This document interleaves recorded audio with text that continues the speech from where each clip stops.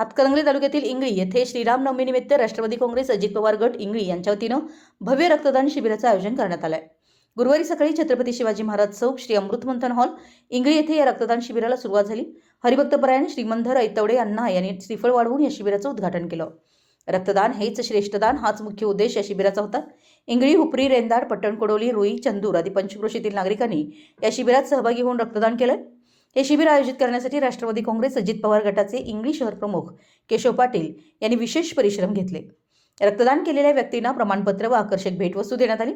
यावेळी राष्ट्रवादी तालुका अध्यक्ष शिरीष देसाई तसेच माजी आमदार अशोकराव जांभळे यांचे चिरंजीव सुहास जांभळे, सुरेश जाधव, चंदूर, डॉक्टर काकासो हलसवाडे, पट्टणकोडोली, प्रहार संघटनेचे अध्यक्ष सागर वडगावे, इचलकरंजी अपंग सेनेचे अध्यक्ष सुनील पाटील, प्रहार संघटनेचे अध्यक्ष सागर वडगावे, इचलकरंजी अपंग सेनेचे अध्यक्ष सुनील पाटील रक्तदान शिबिर या ठिकाणी भेटी दिल्या।